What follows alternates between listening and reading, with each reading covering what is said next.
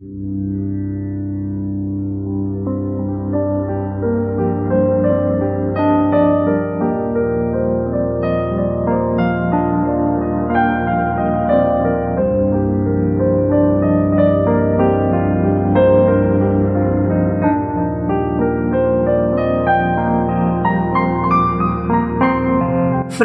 Kafka. La metamorfosis. 2.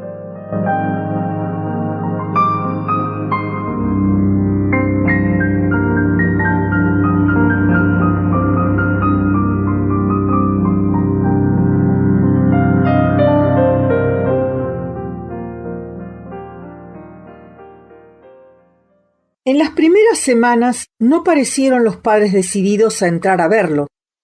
Pudo oírlos en varias ocasiones encomiando la tarea de la hermana, cuando antes de estos acontecimientos la reprendían muchas veces por creerla, como se suele decir, una inútil. Pero a menudo la esperaban los dos ante la habitación de Gregorio, mientras la hermana estaba dentro arreglándola, y cuando aparecía le rogaban que les dijese cómo estaba exactamente la habitación, qué había comido Gregorio, qué actitud tenía, y si era posible ver alguna mejoría en su estado. Verdad es que la madre estaba dispuesta a visitar enseguida a Gregorio, pero se lo impidieron el padre y la hermana, dándole algunas razones que pudo oír Gregorio siguiéndolas atentamente y con las cuales estuvo de completo acuerdo. Pero pasado un tiempo fue necesario evitar por la fuerza que entrase, y se le oyó exclamar: «Quiero entrar a ver a Gregorio, mi pobre hijo. ¿No os dais cuenta que necesito verle?» Gregorio llegó a pensar que quizá fuese prudente que dejasen entrar a su madre. No todos los días, por supuesto, pero podía hacerlo una vez por semana. Ella estaba seguramente más preparada para comprender las cosas que la hermana, quien pese a toda su decisión no era más que una jovencita, que seguramente solo por inconsciencia había asumido sobre sí una responsabilidad tan desagradable. No pasaría mucho tiempo sin que se cumpliesen los deseos de Gregorio de poder ver a su madre. En el transcurso del día, y por consideración a sus padres, no se acercaba a la ventana para mirar, aunque poco sitio tenía para arrastrarse en los 2 metros cuadrados de suelo. Por las noches le resultaba cada vez más difícil descansar con tranquilidad. Muy pronto la comida dejó de ser una satisfacción y así fue adquiriendo, para entretenerse, la costumbre de trepar ondulando por las paredes y el techo. Era en el techo, precisamente, donde se sentía más a sus anchas. Estar allí era muy diferente a permanecer tendido en el suelo. Respiraba perfectamente y el cuerpo le temblaba por una leve vibración. Pero ocurrió que Gregorio, casi dichoso y divertido a un tiempo, se desprendió del techo y completamente asombrado se precipitó contra el suelo. Como es fácil de suponer, su cuerpo se había hecho más resistente que antes y a pesar de la fuerza del golpe no sufrió ningún daño.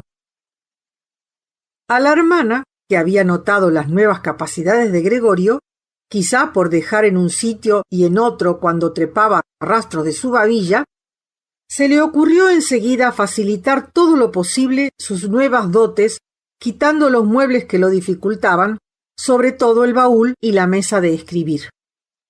Pero era una tarea imposible de realizar sin ayuda, y no se atrevió a recurrir al padre. Tampoco se podía apelar a la sirvienta, pues ésta, una señorita que rondaba los 60, pese a que había mostrado gran valor después que se despidió de su antecesora, había pedido como condición indispensable que pudiera tener siempre cerrada la puerta de la cocina y abrirla solamente cuando fuese requerida. No quedaba más recurso que recabar la ayuda de la madre, no estando en casa el padre. La madre se prestó contentísima, pero enmudeció al llegar a la puerta. La hermana comprobó que todo estaba en orden y luego le permitió pasar. Gregorio había puesto buen cuidado en arreglar convenientemente la manta, formando numerosos pliegues, poniendo más cuidado que de costumbre. Parecía que hubiese sido arrojada allí casualmente. Tomó esta vez la precaución de no atisbar por debajo. Prescindió de ver a su madre, feliz de que por fin ella estuviese allí. «Puedes entrar, ahora no se le ve», se oyó la voz de la hermana, que seguramente la conducía de la mano. Y desde su escondite oyó Gregorio cómo las dos endebles mujeres movían de su sitio aquel antiguo y pesado baúl, y cómo la hermana, siempre bien dispuesta, apechugaba con la parte más dura del trabajo, sin prestar atención a las recomendaciones de la madre para que no se agotase en extremo. La operación fue larga. Después de 15 minutos, la madre comenzó a flaquear, aduciendo que era mejor dejar el baúl en su sitio, ya que era excesivamente pesado y no podrían cambiarlo antes de que llegase el padre, y si se quedaba en medio del cuarto, impediría el paso a Gregorio. Tampoco podían estar seguras si era del agrado de éste que se quitasen los muebles. Ella creía naturalmente que sería todo lo contrario. Le entristecería ver la habitación desmantelada. ¿Es que no había de tener Gregorio esa impresión, estando acostumbrado desde años a los muebles de su cuarto? ¿Cómo podría decirse que no se encontraría desamparado en la habitación vacía? ¿No pensaría entonces, prosiguió hablando con un hilo de voz, casi un murmullo, como si quisiera evitar a Gregorio, aunque no sabía dónde se ocultaba, hasta el sonido de su voz, ya que estaba convencida de que no podía comprender las palabras, que el sacar los muebles significa que abandonamos toda posibilidad de mejoría y que le dejamos sin más consideraciones librado a su suerte? Me parece mejor dejar todo como se encontraba. Así, cuando Gregorio vuelva nuevamente a estar con nosotros, encontrará que nada ha variado y le será más fácil olvidar este período. Al oír las palabras de la madre, se le hizo patente a Gregorio que la carencia de toda relación humana inmediata, aunada con la monotonía de la vida que hacía entre los suyos, debían haber afectado gravemente a su inteligencia en aquellos 2 meses últimos, ya que de otra manera no podía explicarse que por un momento hubiese querido ver vacía su habitación. Pero quería verdaderamente que se desmantelase su entrañable habitación, cómoda e instalada con sus muebles familiares, convirtiéndola en un desierto en la cual hubiera podido trepar por todas partes sin ningún obstáculo, pero por ello hubiera perdido de manera rápida y completa su anterior condición humana. Estaba ya en camino de olvidarla enseguida, y solamente le había perturbado la voz de la madre, que no oía hacía mucho tiempo ya. No, nada debía ser cambiado, debía seguir todo igual. No podía desdeñar la influencia benéfica que los muebles producían sobre él, y aunque impedían su libertad de movimientos, esto debía ser visto con buen criterio, como una limitación positiva. Lamentablemente no era esta la opinión de la hermana, y como se tenía, no sin fundamento, como experta para proceder ante los padres en todo lo que con Gregorio se relacionaba, bastóle la idea manifestada por la madre para persistir y proclamar que además del baúl y la mesa, que eran los que inicialmente se había pensado quitar, se debía también hacerlo con el resto de los muebles, a excepción del imprescindible sofá. Estos propósitos no obedecían a una mera tosudez juvenil y a la confianza en sí misma, tan súbita y difícilmente lograda en los últimos tiempos. Respondían también al hecho de haber observado que Gregorio, además de requerir mucho espacio para arrastrarse y trepar, no hacía ningún uso de los muebles, y quizá también, con el énfasis natural en las muchachas de sus años, se condujo ocultamente por el deseo de magnificar lo terrorífico de la situación de Gregorio con el fin de aparecer más imprescindible para él de lo que era, pues en una habitación en la que Gregorio hubiese estado totalmente solo entre las desnudas paredes, era probable que nadie se atreviese a entrar exceptuando a Grete.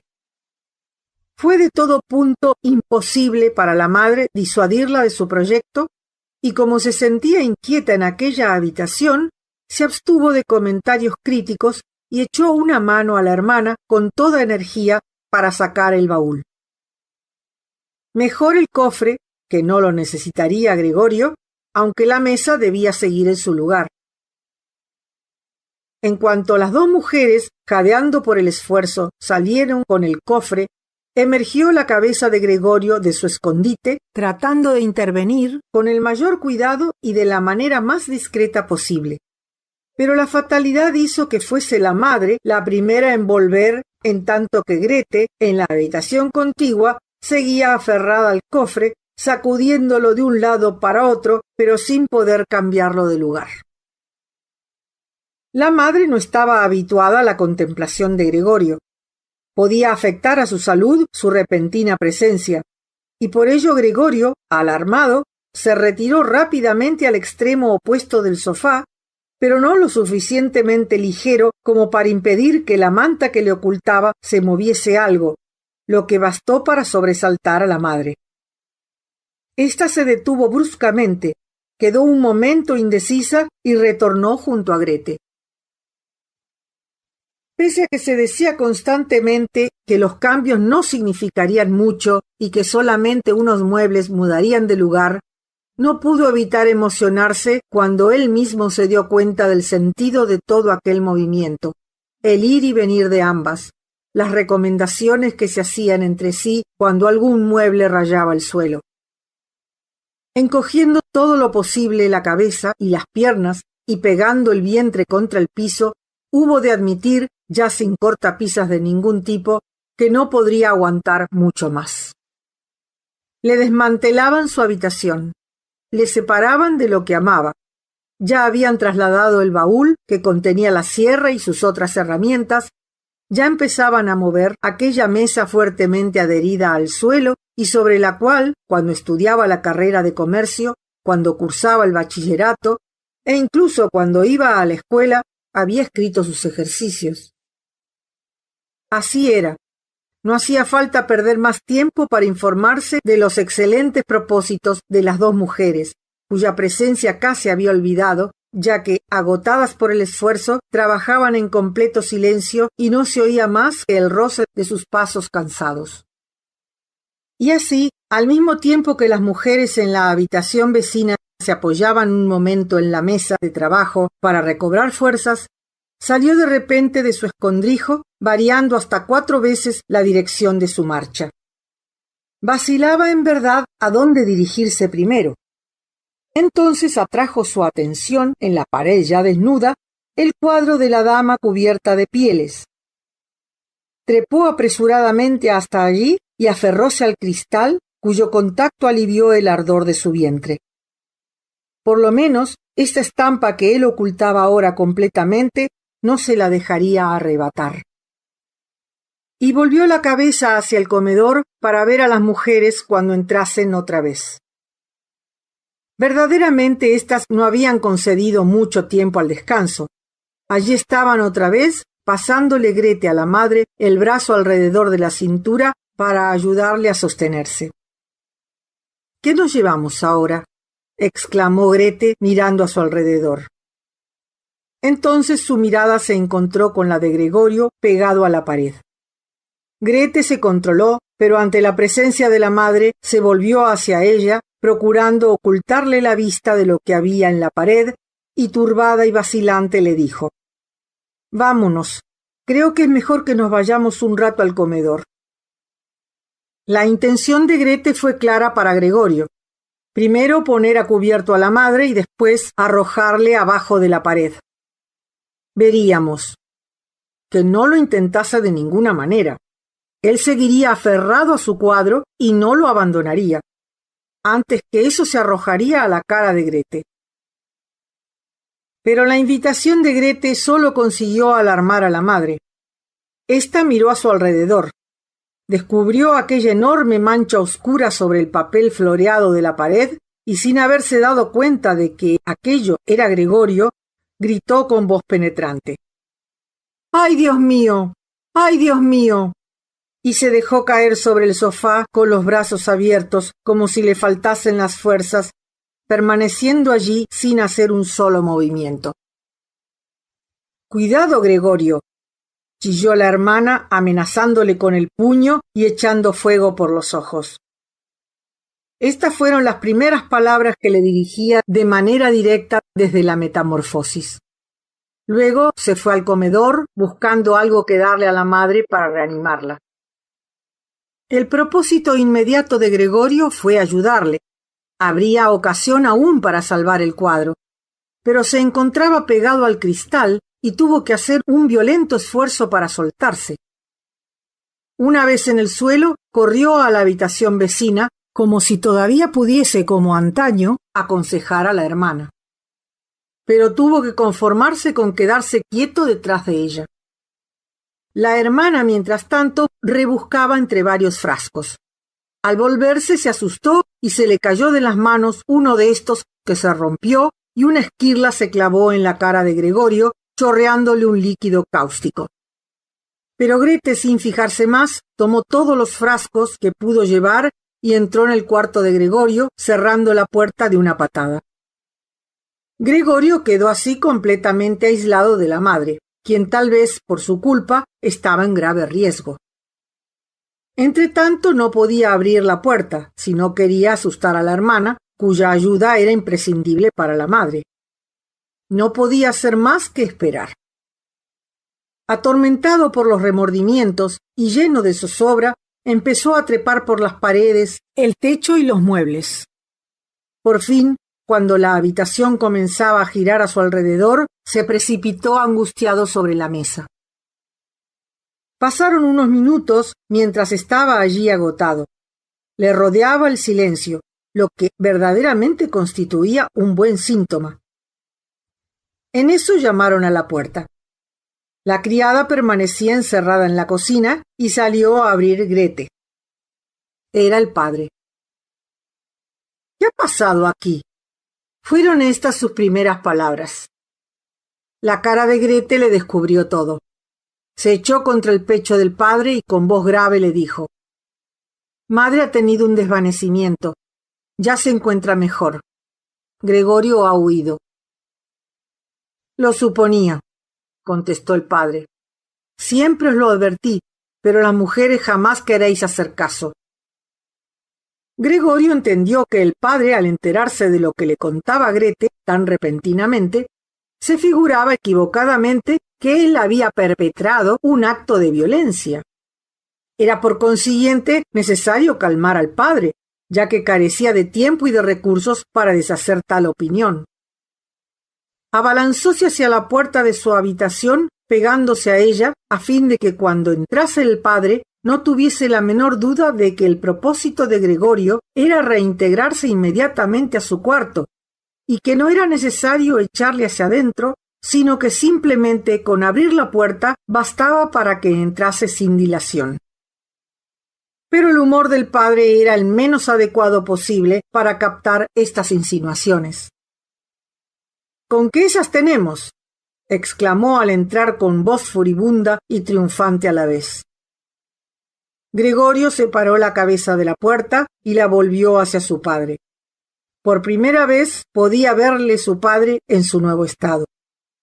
Por otra parte, en los últimos tiempos, dedicado por completo a su nuevo aprendizaje de arrastrarse y trepar por doquier, se había desentendido completamente de lo que ocurría en el resto de la casa, y por ello debía haberse prevenido para aceptar los grandes cambios acaecidos. Pero aún así, ¿era aquel su padre? ¿Era posible que fuese el mismo hombre que antes, cuando Gregorio se aprestaba a realizar un viaje de trabajo, le despedía fatigado en la cama? El mismo hombre que al volver a casa le recibía en bata, derrumbado en su butaca, y que sin poder siquiera levantarse, limitábase a levantar los brazos en ademán de alegría. El mismo hombre que se desplazaba envuelto en su raído abrigo y que se apoyaba en su bastón las pocas veces que salía la familia algún domingo o un día de fiesta, caminando entre Gregorio y la madre, que andaban despacio, pero que disminuían entonces más el paso, y cuando quería decir algo se veía obligado a detenerse, pues la fatiga le impedía andar y hablar a un tiempo, obligando a los otros a formar corro a su alrededor. ¡Pero qué cambio! Ahora parecía firme y erguido, embutido en un solemne uniforme azul con botones dorados, como el que suelen llevar los ordenanzas de los bancos. Sobre el cuello alto se derramaba la papada. Sombreados por las pobladas cejas, los ojos oscuros destellaban con una mirada vigilante y bizarra, y el pelo blanco, hasta entonces siempre revuelto, se veía brillante y simétricamente dividido por una raya perfecta. Tiró sobre el sofá la gorra, que exhibía un monograma dorado, seguramente de algún banco, y describiendo una curva, atravesó la habitación con dirección a Gregorio, con cara que no presagiaba nada bueno, con las manos en los bolsillos del pantalón y los largos faldones de su levita de uniforme oscilaron hacia atrás. Probablemente no sabía todavía qué hacer, pero levantó los pies a una altura desacostumbrada y Gregorio quedó sorprendido de las descomunales proporciones de sus suelas. No obstante, esta actitud no le preocupó excesivamente, pues no ignoraba que desde el primer día de su nueva existencia había adoptado frente a él una actitud de extremada severidad.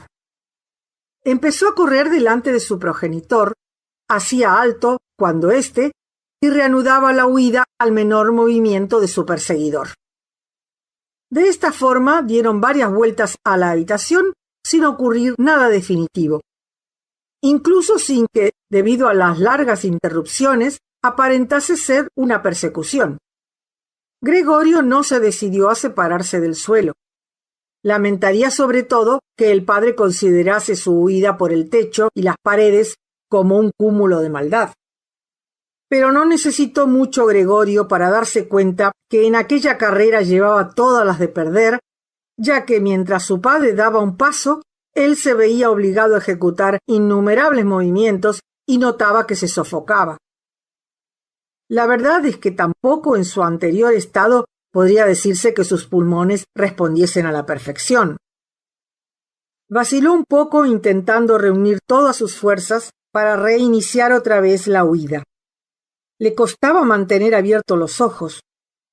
En su zozobra no se le ocurría que podía tener otro medio de salvación que no fuese correr, y había casi olvidado que estaban las paredes y el techo completamente libres a su disposición, aunque estaban totalmente llenas de muebles cuidadosamente tallados, amenazando peligrosamente con sus ángulos y picos. De repente, algo certeramente disparado cayó y rodó junto a él. Era una manzana a la que no tardó en seguir otra cosa. Se detuvo asustado sin hacer el menor movimiento. De nada servía seguir huyendo, pues el padre había apelado a aquellos proyectiles. Se había provisto con el contenido del frutero que estaba sobre el aparador y disparaba manzana tras manzana, aunque afortunadamente por ahora sin hacer blanco. Al fin una le acertó de lleno. Intentó escapar como si aquel insoportable dolor pudiese aliviarse al mudar de lugar, pero sintió que le clavaba donde se encontraba, y cayó allí despatarrado, sin noción ninguna de lo que pasaba a su alrededor. Su última mirada sirvióle aún para ver que se abría bruscamente la puerta de su habitación y aparecía su madre en camisón, Gretel la había desvestido para hacerla volver en sí, seguida por la hermana que gritaba, lanzándose hacia el padre y perdiendo en la carrera varias prendas interiores, para después de enredarse en éstas, caer en los brazos del padre, apretándose fuertemente contra él. Y con la vista ya desvanecida, sintió por último que la madre, con las manos cruzadas en la nuca del padre, le imploraba que perdonase la vida del hijo. Aquella dolorosa herida tardó más de un mes en curar. No se atrevió nadie a quitarle la manzana que quedó incrustada en su cuerpo como testimonio indudable de los acontecimientos, e incluso recordaba al padre que Gregorio, a pesar de lo repugnante y tenebroso de su nuevo aspecto, formaba parte de la familia y no podía tratársele como un adversario, sino todo lo contrario. Estaban obligados a tener con él todo tipo de respetos, constituyendo un deber elemental de la familia superar la repugnancia que pudiera inspirarles. Gregorio, por lo que a él se refería, aunque debido a su herida había perdido seguramente en forma definitiva gran parte de su capacidad de movimiento, aun cuando necesitaba ahora un tiempo casi interminable para atravesar la habitación, trepar por los techos y paredes ya pertenecía al pasado, tuvo en aquel empeoramiento de su situación una compensación. Por las tardes la puerta del comedor, de la cual estaba ya pendiente 1 o 2 horas antes, era abierta mientras él, echado en el cuarto, en la oscuridad, no visible para los demás, podía ver a la familia alrededor de la mesa iluminada y enterarse de sus conversaciones con la aprobación de todos, vale decir, de una manera distinta. Verdad es que aquellas conversaciones nada tenían que ver con aquellas charlas vivas de tiempos anteriores, que Gregorio rememoraba en las estrechas habitaciones de las fondas y en las que pensaba con intenso anhelo al acostarse cansado sobre las húmedas sábanas del lecho extraño. Ahora generalmente la conversación se mantenía lánguida y triste. Tras acabar de cenar, el padre se quedaba dormido en su sillón, y la hermana y la madre se encomendaban mutuamente silencio. La madre, junto a la luz, cosía ropa blanca de calidad para una tienda, y la hermana, que estaba trabajando como dependienta, estudiaba por la tarde taquigrafía y francés con el deseo de mejorar de empleo. A veces se despertaba el padre y, como si no se hubiese dormido, reanudaba la conversación y le decía a la madre: «Coses mucho todos los días». Luego regresaba al sueño inmediatamente, mientras la madre y la hermana, agotadas por el esfuerzo, intercambiaban una sonrisa. El padre se oponía firmemente a quitarse, incluso en la casa, su uniforme de ordenanza, y mientras la bata, ahora inútil, colgaba de la percha, dormitaba completamente uniformado, como si estuviese siempre a punto de prestar servicio o aguardase oír en su casa la voz de mando de alguno de los jefes. El uniforme, que ya al comienzo no era nuevo, perdió irremisiblemente su buen aspecto pese a los cuidados de la madre y la hermana, y con frecuencia Gregorio quedábase durante horas con la mirada clavada en ese traje brillante por el uso, pero con los dorados botones siempre resplandecientes. Enfundado en él dormía el padre, sin duda muy incómodo, pero también tranquilo. Cuando daban las 10, la madre procuraba despertar al padre, recomendándole dulcemente que se acostase, intentando persuadirle de que lo que hacía no era en verdad dormir, lo que requería su salud, pues tenía que levantarse a las 6 para empezar su trabajo. Pero el padre, con la terquedad que le caracterizaba desde que era ordenanza, insistía en quedarse más tiempo allí, pese a que terminaba siempre dormido, resultando penoso tener que moverle del sillón a la cama. Haciendo caso omiso de las recomendaciones de la madre y la hermana, continuaba en su sitio con los ojos cerrados, cabeceando cada tanto sin levantarse. La madre optaba por tirarle un poco de la manga, hablándole cariñosamente al oído. La hermana dejaba su tarea para ayudar a la madre. Pero todo era inútil, pues el padre se recostaba más hondo en su sillón y seguía con los ojos pegados hasta que las 2 mujeres le cogían por debajo de los brazos. Entonces las miraba a las 2 y acostumbraba a exclamar: «Menuda vida. Este es el descanso que me esperaba en mis últimos años». Y dificultosamente, con tan pesada carga, se incorporaba apoyado en la madre y la hermana, dejándose conducir de esta forma hasta la puerta, y allí les hacía un gesto significándoles que ya podía prescindir de su ayuda, y continuaba solo su camino, en tanto que la madre abandonaba rápidamente agujas y dedales, y la hermana sus libros y plumas para correr tras él y proseguir auxiliándole en lo necesario. ¿Era posible que alguien en aquella familia fatigada, agotada completamente por el trabajo, estuviese en condiciones de prestar alguna atención a Gregorio si se exceptúa la justamente imprescindible? El tren de vida de la casa disminuyó ostensiblemente. Se despidió a la sirvienta y fue reemplazada en los trabajos más pesados por una asistenta, una mujerona huesuda, con un halo de cabellos blancos alrededor de la cabeza, que acudía una hora por la mañana y otra por la tarde. La madre tuvo que añadir a su ya nada breve tarea de costura otras labores domésticas. Se tuvo además que recurrir a la venta de algunas alhajas en poder de la familia que antaño habían exhibido felices la madre y la hermana en reuniones y fiestas. Gregorio lo supo por la noche a través de la conversación referente al precio de la venta. Pero de lo que más se lamentaba era de la dificultad para dejar aquel piso excesivamente oneroso en las circunstancias que atravesaban. Aunque podía comprender que no era él la verdadera causa que impedía el traslado, ya que era fácil transportarlo, bastando con un cajón que tuviese un par de agujeros por donde respirar. No, lo que impedía principalmente a la familia llevar a cabo la mudanza era la desazón que les ocasionaba el tener que aceptar plenamente la idea de que había sido castigada con una desgracia monstruosa, inédita hasta entonces entre el círculo de sus familiares y amigos. Tuvieron que apurar hasta el final la hez del cáliz que la vida exige a los desdichados. El padre se veía obligado a llevar el desayuno a insignificantes empleados de banco, la madre debía afanarse sobre ropas de extraños. La hermana rodar de un lado a otro detrás del mostrador para atender a los clientes. Pero las fuerzas de la familia se extinguían ya, y Gregorio notaba que se le renovaba el dolor de la herida que tenía en el caparazón cuando la madre y la hermana, una vez que se acostaba el padre, volvían al comedor y dejaban el trabajo para sentarse muy juntas, casi cara con cara. La madre hacía un gesto indicando la habitación de Gregorio y decía: «Grete, cierra la puerta».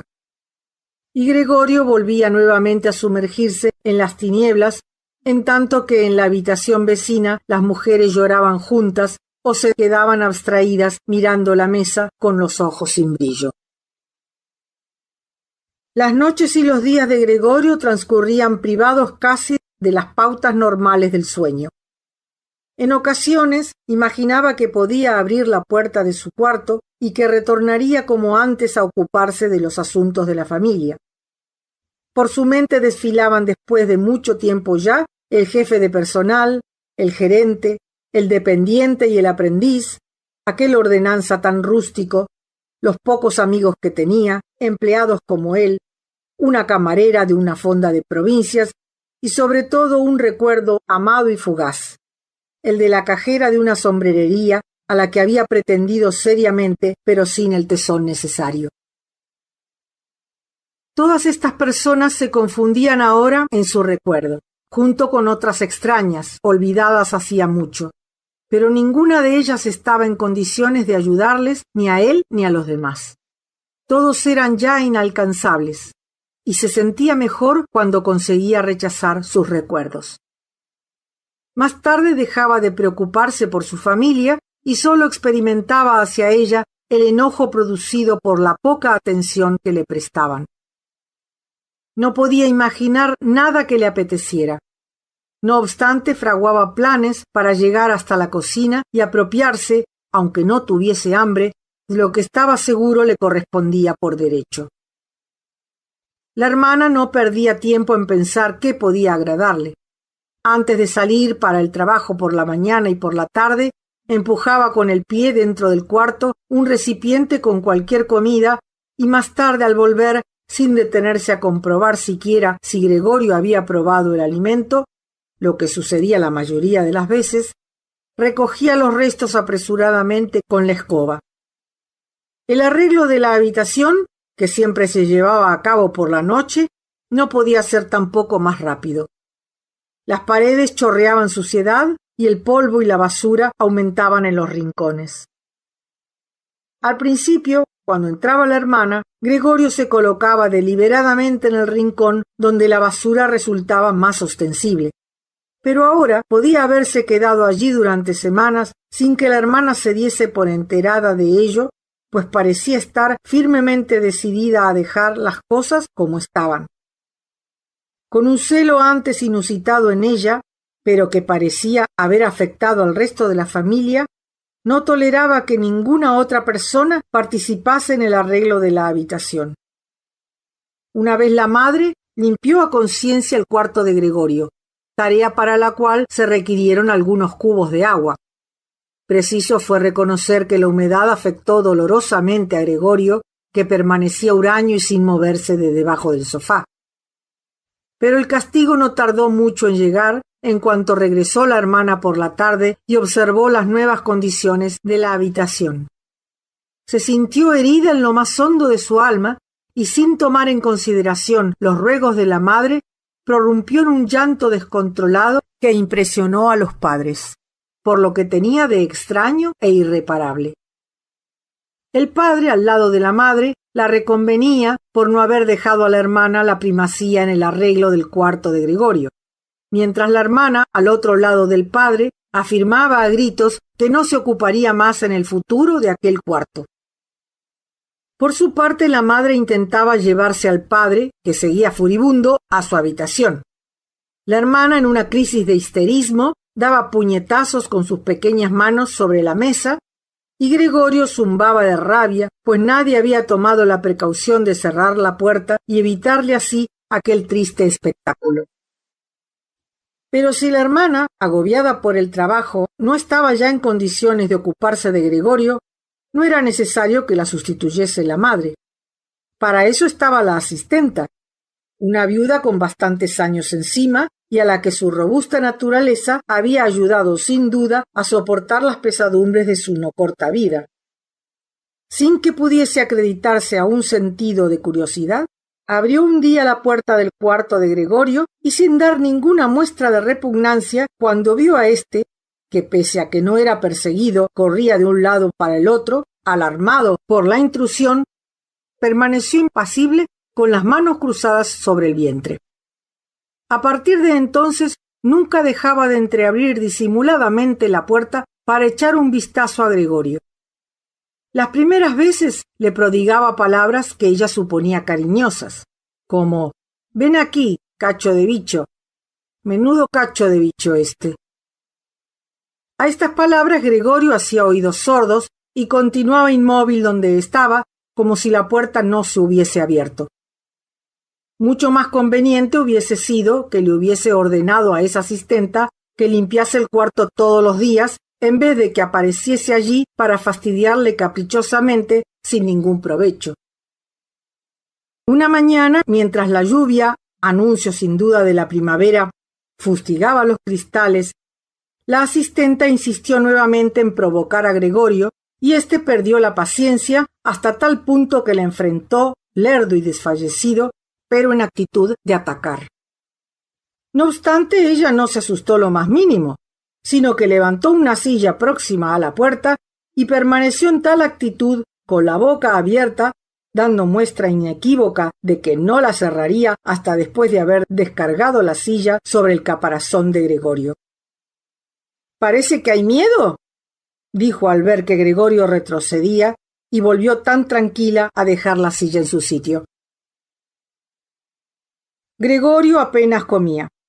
Cuando pasaba junto a los alimentos que le ponían, mordía algo para probarlo y luego lo dejaba en la boca durante horas para escupirlo casi siempre. Primero pensó que el desinterés por la comida era motivado por la melancolía que le suscitaba el estado de la habitación, pero precisamente se acostumbró enseguida al nuevo aspecto que presentaba ésta.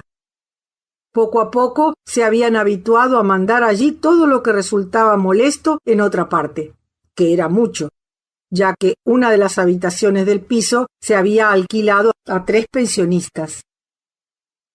Eran 3 caballeros muy serios. Los 3 tenían barba, como pudo comprobar Gregorio, atisbando por la rendija de la puerta. Se preocupaban de que todo estuviese en el orden más estricto, y no solo en su habitación, sino también en el resto de la casa, ya que vivían en ella y principalmente de la cocina. Trastos superfluos y mucho menos cosas sucias no las toleraban. Incluso habían trasladado al piso parte de su mobiliario, lo que convertía en innecesario muchas cosas imposibles de vender, pero que no se querían tirar. Y todo esto iba a dar al cuarto de Gregorio y también ceniceros y el cajón de la basura.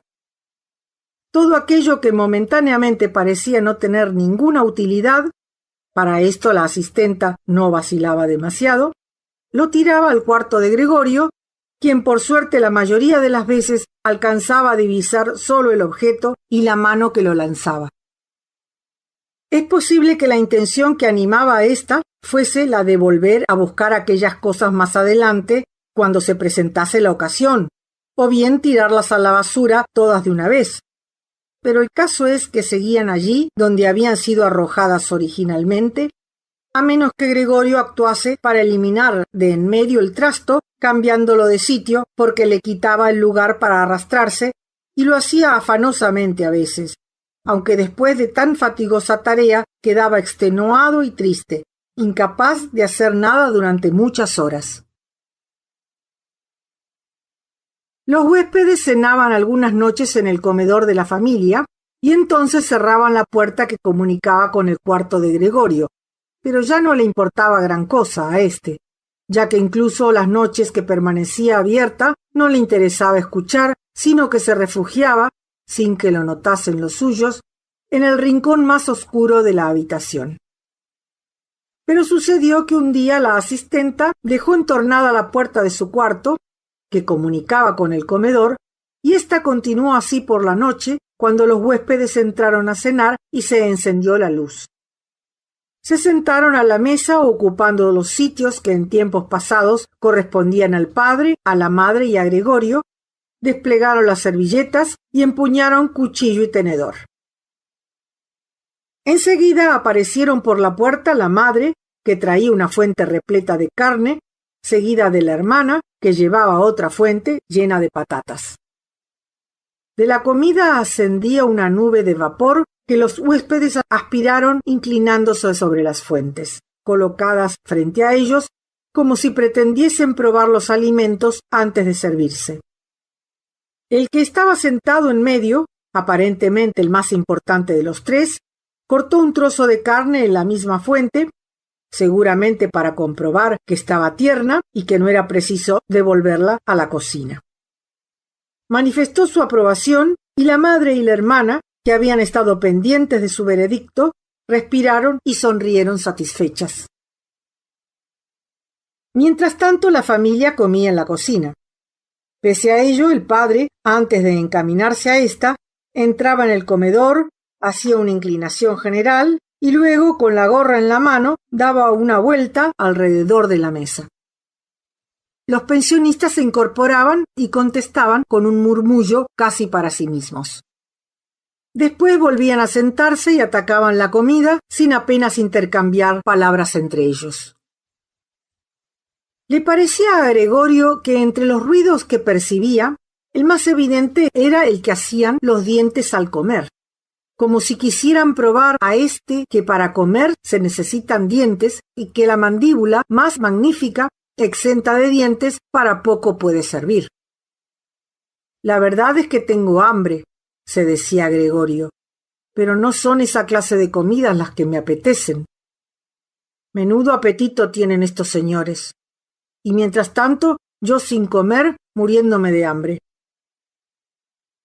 Esa misma noche, Gregorio no recordaba haber oído el violín desde hacía tiempo, lo sintió tocar en la cocina. Los pensionistas habían terminado su cena. El que estaba en medio había desplegado un periódico, dando una hoja a cada uno de los otros dos, y los tres leían y fumaban cómodamente recostados hacia atrás. Al oír el violín levantaron la vista, con la atención puesta en la melodía. Se incorporaron y de puntillas fueron hasta la puerta del vestíbulo, junto a la que se quedaron quietos hombro con hombro. Desde la cocina les oyeron seguramente, pues el padre preguntó: «Quizá a los señores le moleste la música». Y agregó: «Si es así, se interrumpirá inmediatamente». «Todo lo contrario», afirmó el señor al que se suponía el principal. «¿No querría pasar la señorita y tocar aquí? Resultaría muchísimo más cómodo y agradable». «Sin duda, así lo haremos», contestó el padre como si fuese él mismo el ejecutante. Los tres pensionistas retornaron al comedor y aguardaron. Enseguida apareció el padre con el atril, seguido de la madre con las partituras y por último la hermana con el violín. Esta preparó todo con calma para empezar a tocar. Los padres, que nunca habían alquilado habitaciones a huéspedes y que por ello exageraban la amabilidad con éstos, no se decidieron a ocupar sus propios asientos. El padre permaneció apoyado en la puerta con la mano derecha metida entre dos botones de la librea que estaba cerrada. Sin embargo, a la madre le fue ofrecido un sillón por uno de aquellos señores y se sentó en un rincón apartado, ya que no se atrevió a mover el asiento del sitio en que aquel señor lo había colocado casualmente. La hermana empezó a tocar y el padre y la madre, cada cual desde sus respectivos sitios, seguían todos los movimientos de sus manos sin quitar ojo. Gregorio, seducido por la música, se decidió a avanzar algo y encontróse con la cabeza dentro del comedor. Apenas le preocupaba la escasa consideración que sentía por los demás en los últimos tiempos, y no obstante en el pasado se había preciado de esta consideración. Ahora tenía más motivos para no exhibirse, ya que debido a la suciedad en que vivía, el menor movimiento que hacía levantaba nubes de polvo en torno suyo, e incluso él estaba cubierto de polvo y acarreaba en la espalda y en los costados hilachas, pelusas y restos de comida. Su apatía hacia los demás era mucho mayor que cuando antes se echaba sobre la alfombra varias veces al día, refregándose la espalda. No obstante, pese al estado en que se encontraba, no tenía el menor reparo en arrastrarse por el suelo impoluto del comedor. Pero la verdad es que de momento nadie estaba pendiente de él. La familia se encontraba totalmente embelesada por el violín y los huéspedes, que al principio se habían situado con las manos en los bolsillos del pantalón, próximos al atril, tan cerca que podían ir leyendo las notas y probablemente molestaban a la hermana, después de un rato se colocaron junto a la ventana, donde estaban murmurando con las cabezas juntas y examinados por el padre, al que tal actitud parecía preocupar, ya que su actitud podía interpretarse como falta de interés por oír música clásica o ligera, y comenzaban a impacientarse, de modo que solamente por tolerancia soportaban que se les continuase molestando y turbando su sacrosanta tranquilidad. Sobre todo, la manera que tenían todos de expeler por la boca o la nariz el humo de sus cigarros indicaba su irritación. Y no obstante, qué maravillosamente tocaba la hermana. Con el rostro vuelto, continuaba con expresión concentrada y triste leyendo la partitura. Gregorio avanzó un poco más hacia adelante y conservó la cabeza pegada al suelo, procurando encontrar con su mirada los ojos de la hermana. ¿Sería una fiera que se dejaba conmover tanto por la música? Se figuraba que se abría ante él una senda que debía llevarle hasta un alimento no conocido, vivamente deseado. Sí, había decidido acercarse a la hermana, tirarle de la falda y conducirla hasta su cuarto para que comprendiese que nadie apreciaba aquí su música como él, y en lo sucesivo no debían salir de su cuarto, por lo menos mientras él estuviese con vida. Por una vez al menos había de serle útil para algo su horrorosa forma actual. Anhelaba poder estar a un tiempo en todas las puertas, presto a saltar sobre todos los que intentaran acometerle. Pero era necesario que la hermana estuviese junto a él, no obligada, sino de buen grado. Era menester que se sentase a su lado en el sofá, que se inclinase hacia él, y así le revelaría al oído que había tenido el firme propósito de hacerla ir al conservatorio y que de no haber acaecido la desgracia en las navidades pasadas, así lo hubiera hecho saber a todos, sin preocuparle las objeciones en contra.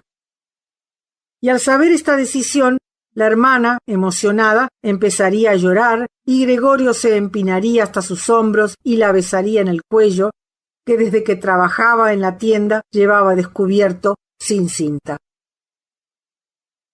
«Señor Samsa», dijo repentinamente al padre el señor que parecía ser el de más autoridad, y sin agregar ninguna otra palabra señaló al padre con el dedo extendido en aquella dirección a Gregorio, que se arrastraba lentamente.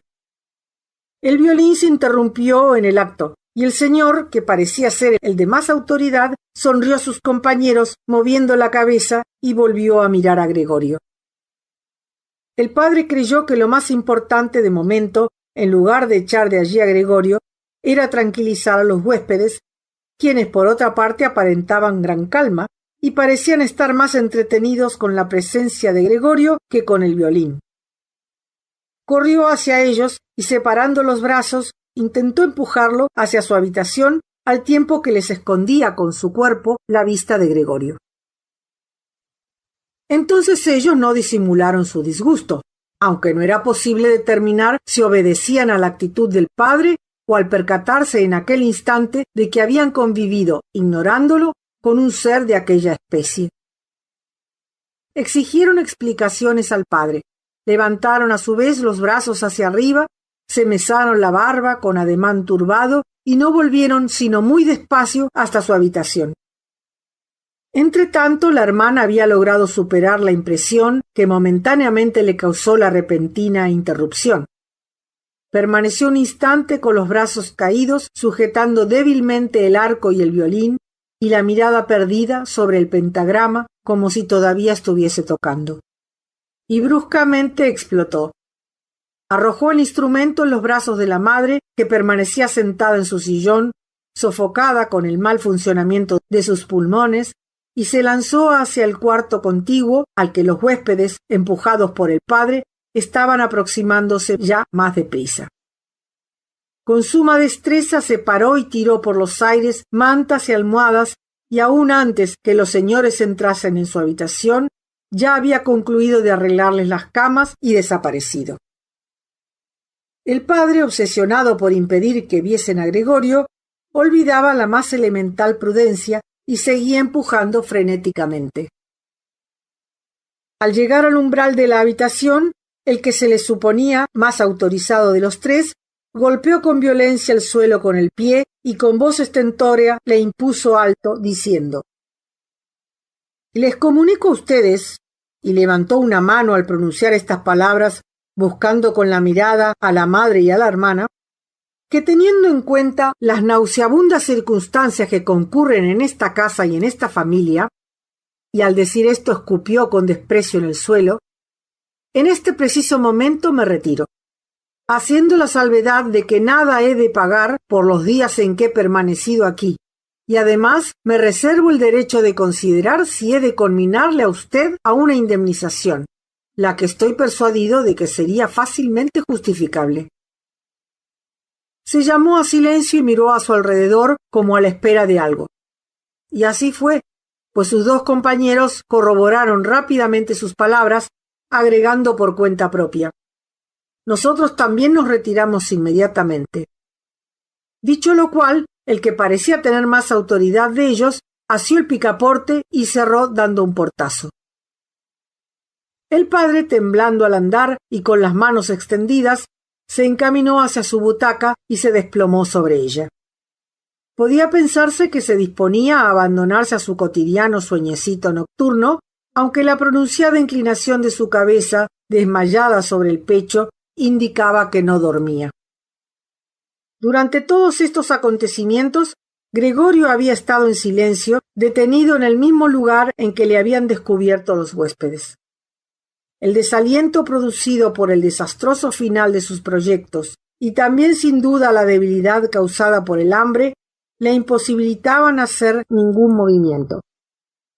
No podía extrañarle que no tardase en desencadenarse sobre él la tormenta que aguardaba.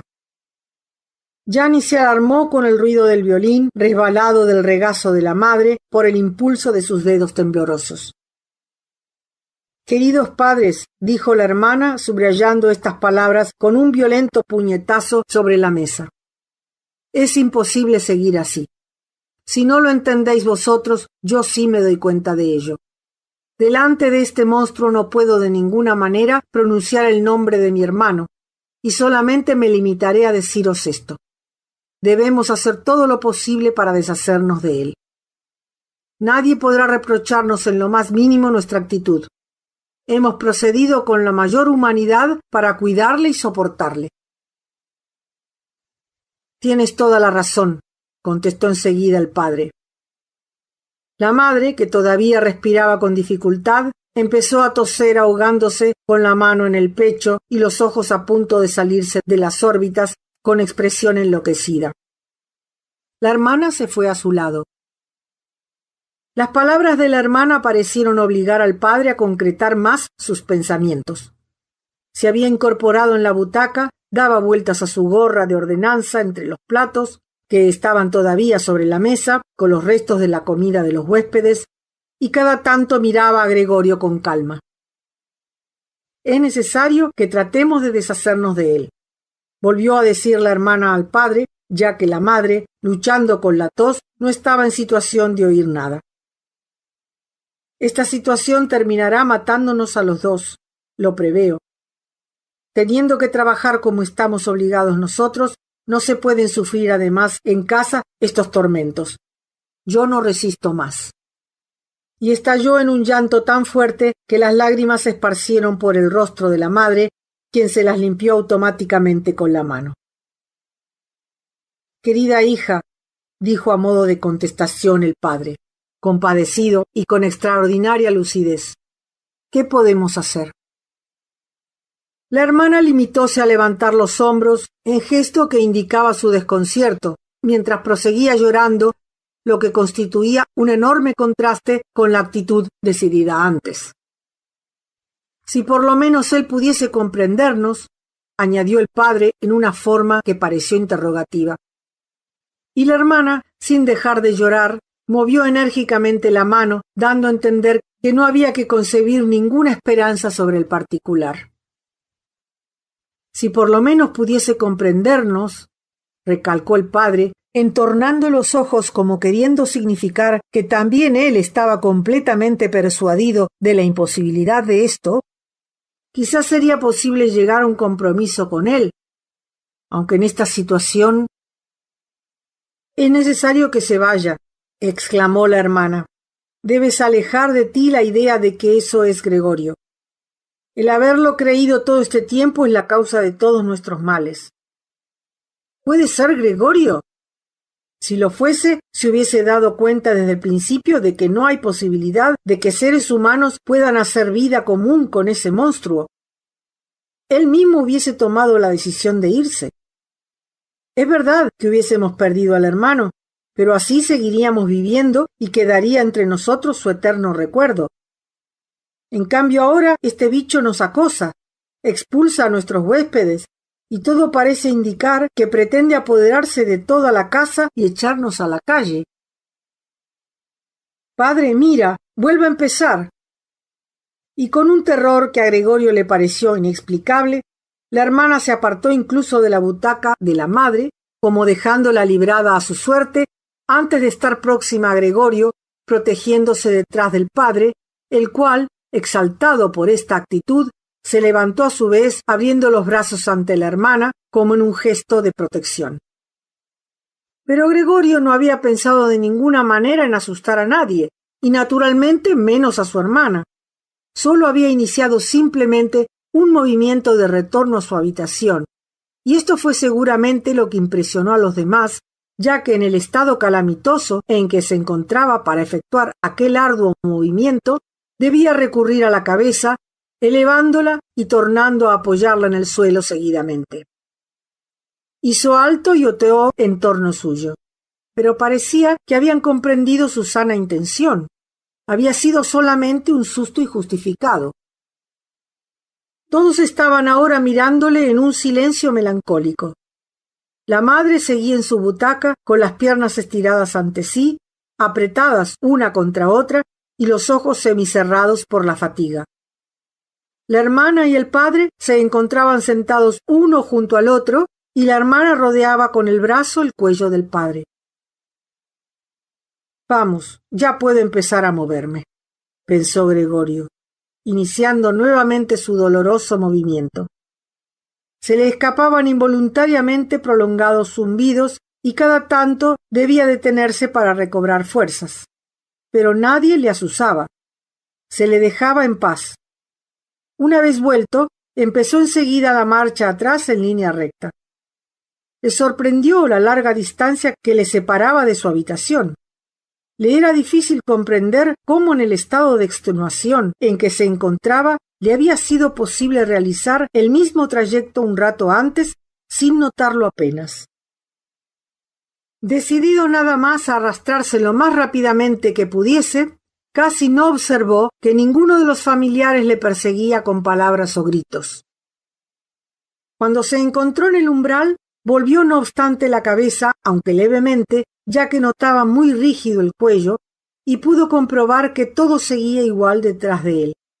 Solamente la hermana se había levantado, y la última mirada suya fue para la madre, que finalmente se había dormido. En cuanto entró en su habitación, oyó que se cerraba inmediatamente la puerta y se echaba la llave. El repentino ruido que causó esto le sobresaltó de tal manera que se le doblaron las patas. Era la hermana que se había apresurado a cerrar. Se había quedado de pie, como vigilando el momento de poder abalanzarse a encerrarlo. Gregorio no la oyó acercarse. «Ya está», exclamó ella hablándoles a los padres, al mismo tiempo que echaba la llave a la puerta. «Y ahora», se dijo para sí Gregorio, mirando en torno suyo en las tinieblas. Pero enseguida pudo advertir que le era completamente imposible moverse. Por el contrario, no comprendía cómo podía haber avanzado hasta entonces sobre aquellas escuálidas patitas. No obstante, se encontraba hasta cierto punto a gusto. Verdad es que le dolía todo el cuerpo, pero creía notar que esos dolores iban disminuyendo más y más y al final desaparecerían. Casi no le molestaba ya la manzana podrida que llevaba incrustada en su caparazón y la inflamación rodeada de blanco por el polvo. Pensaba en los suyos con ternura y emoción. Estaba más decidido que su hermana a su desaparición. Y este estado de serena reflexión y apatía se mantuvo hasta oír dar las 3 de la mañana en el reloj de la iglesia. Aún pudo vivir hasta el comienzo del alba que clareaba tras los cristales. Después, a pesar suyo, su cabeza se hundió del todo y su hocico despidió débilmente su último aliento. Por la mañana siguiente, cuando llegó la asistenta, daba tales portazos que en cuanto entraba era de todo punto imposible poder seguir durmiendo, pese a que en muchas ocasiones se le había rogado que fuese más comedida, abrió la puerta para echar el consabido vistazo a Gregorio. No notó al principio nada que le llamase la atención. Creyó que la completa inmovilidad de éste era intencionada, para fingirse enfadado, ya que le creía capaz de discernir con plena capacidad. Por casualidad llevaba un desollinador en la mano y quiso hurgar con él para hacerle cosquillas desde la puerta. Cuando comprobó que nada obtenía así, se molestó y empezó a pincharle.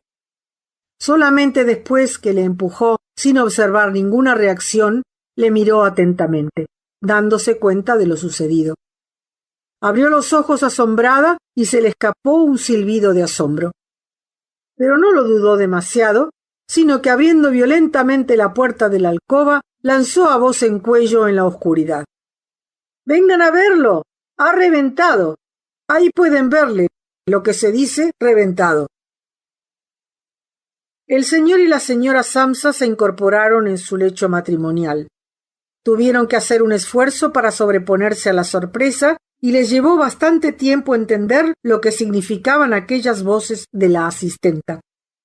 Pero una vez que lo advirtieron, salieron enseguida de la cama, cada cual por su lado, tropezando en su apresuramiento.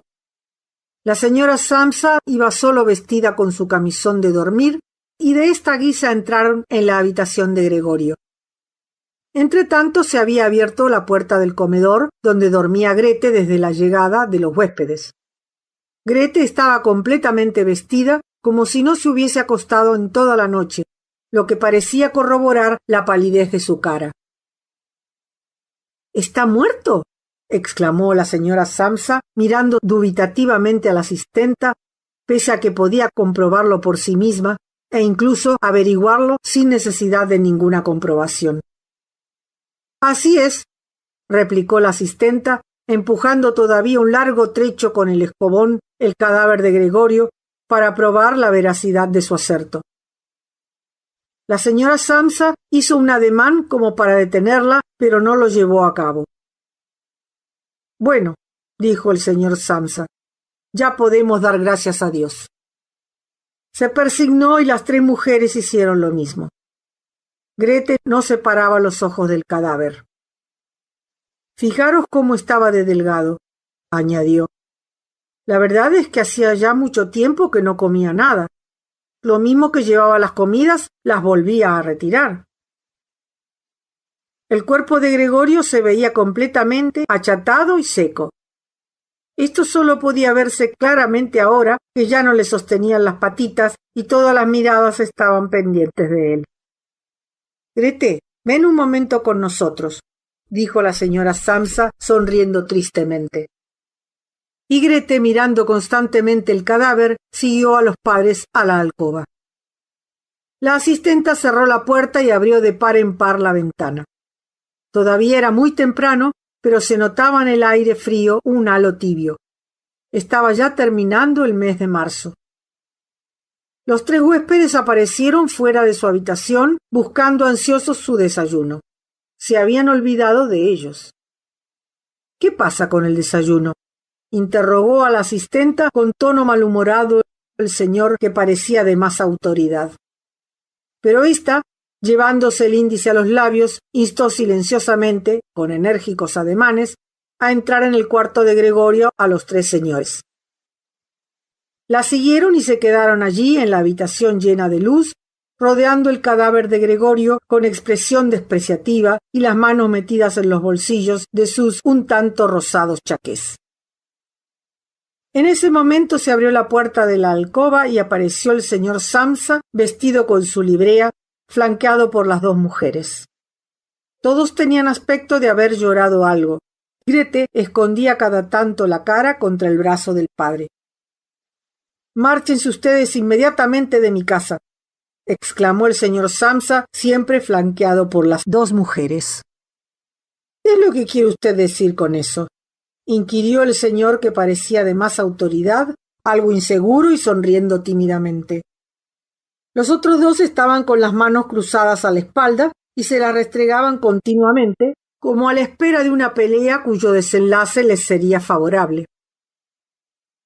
«Quiero dar a entender exactamente lo que he dicho», contestó el señor Samsa, avanzando con sus dos acompañantes en una misma línea hacia el señor importante. Este permaneció un rato callado, mirando atentamente al suelo, como si sus pensamientos empezasen a organizarse en un nuevo esquema dentro de su cabeza. «Siendo así, nos vamos», contestó por fin, mirando al señor Samsa, como si una autoridad repentina le obligase a pedirle permiso incluso para obedecer. El señor Samsa se limitó a abrir mucho los ojos y hacer signos afirmativos, cortos y repetidos, moviendo la cabeza. Tras esto, el huésped se dirigió a paso rápido al vestíbulo. Hacía un rato que sus compañeros escuchaban, pero sin restregarse ya las manos, y ahora le siguieron pisándole los talones a grandes zancadas, como inquietos de que el señor Samsa llegase antes que ellos al vestíbulo y les impidiese unirse a su guía. Llegados allí, los tres cogieron sus sombreros respectivos, que estaban colgados en el perchero, retiraron sus bastones respectivos del paragüero, hicieron una inclinación silenciosa y dejaron la casa. Con un injustificado recelo, como se demostró luego, el señor Samsa y las dos mujeres salieron al rellano y, apoyados en la barandilla, contemplaron cómo aquellos tres señores, despacio pero sin interrupciones, bajaban la larga escalera, ocultándose cada vez que ésta daba una vuelta en cada rellano para volver a aparecer un instante después. A medida que se alejaban, disminuía el interés que hacia ellos sentía la familia Samsa, y cuando se cruzó con ellos y siguió luego subiendo el repartidor de una carnicería que sostenía con altanería su cesto sobre la cabeza, el señor Samsa y las mujeres se retiraron de la barandilla y, quitándose un peso de encima, volvieron a entrar en el piso. De común acuerdo optaron por dedicar aquel día al descanso y a pasear. No solo se habían ganado bien esa pausa en su trabajo, sino que les era imprescindible. Se sentaron en la mesa y escribieron cada uno una carta. El señor Samsa a su jefe, la señora Samsa al dueño de la tienda y Grete al encargado. Cuando estaban realizando esta tarea, entró la asistenta para decir que se iba, pues ya había concluido el trabajo de la mañana. Los tres continuaron escribiendo sin concederle mucha atención, limitándose a sentir con la cabeza. Pero al darse cuenta de que no terminaba de irse, levantaron los ojos molestos. —¿Qué ocurre? —preguntó el señor Samsa. La asistenta continuaba sonriente en el umbral, como si tuviese que hacer saber a la familia una buena noticia, pero insinuando con su actitud que no lo haría mientras no se diesen muestras de interés, haciéndole algunas preguntas. La plumita que lucía erguida en su sombrero y que resultaba antipática al señor Samsa desde el primer día que tomó servicio en la casa aquella mujer, se movía en todas direcciones. —Pero bueno, ¿qué es lo que quiere usted? —preguntó la señora Samsa, que era la que más respetaba a la asistenta. —Pues verá —replicó ésta con voz que interrumpía la risa—, ya no deben ustedes preocuparse de cómo quitar de en medio el trasto ese de ahí. Ya lo he solucionado. La señora Samsa y Grete volvieron a inclinarse sobre su trabajo como para proseguir escribiendo, y el señor Samsa, dándose cuenta de que la asistenta estaba decidida a contar todo con pelos y señales, le paró con una señal enérgica de la mano. La mujer, al ver que no la dejaban soltar su relato, se acordó que tenía mucho que hacer todavía. —Hasta luego, queden con Dios —dijo con voz severa. Se volvió visiblemente irritada y dejó la casa dando un portazo que resonó terriblemente. —Cuando venga esta tarde la despido —aseguró el señor Samsa. Pero no obtuvo respuesta ni de su mujer ni de la hija, pues la asistenta parecía haber vuelto a perturbar la calma que apenas habían ganado. La madre y la hija se incorporaron y se encaminaron hasta la ventana, quedándose allí abrazadas. El padre dio media vuelta a su butaca y permaneció mirándolas tranquilamente. Después dijo: —Vamos, acercaros ya. Tenéis que olvidar todo lo ocurrido. Hacedlo también por mí. Las dos mujeres obedecieron inmediatamente, se precipitaron hacia él, le besaron y acariciaron y concluyeron sus cartas. Más tarde los tres salieron juntos por primera vez desde hacía meses y tomaron el tranvía para ir hasta las afueras a respirar el aire puro. El tranvía, en el que eran los únicos viajeros, brillaba bajo la tibia luz del sol. Cómodamente apoyados en sus asientos, fueron hablando acerca del futuro y llegaron a la conclusión de que, bien consideradas las cosas, no se perfilaba tan mal como podía haberse pensado, pues los tres trabajaban y sus empleos, acerca de los cuales no habían cambiado impresiones directas unos con otros, eran satisfactorios y permitían mirar hacia adelante con renovadas esperanzas.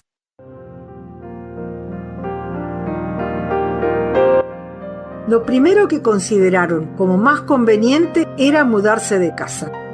Querían una casa más pequeña y más económica, mejor situada y con una distribución más cómoda que la actual que había sido elegida por Gregorio. Y mientras hablaban de todo esto, casi simultáneamente se dieron cuenta el señor y la señora Samsa de que su hija, que en los últimos tiempos, pese a todos los esfuerzos que pusieron en ello, había desmejorado mucho, ahora se había recuperado y era una hermosa muchacha rebosante de vida. Sin cambiar ya palabra entre ellos, se entendieron casi de una manera tácita y se dijeron uno a otro que era llegado el momento de buscarle un marido conveniente.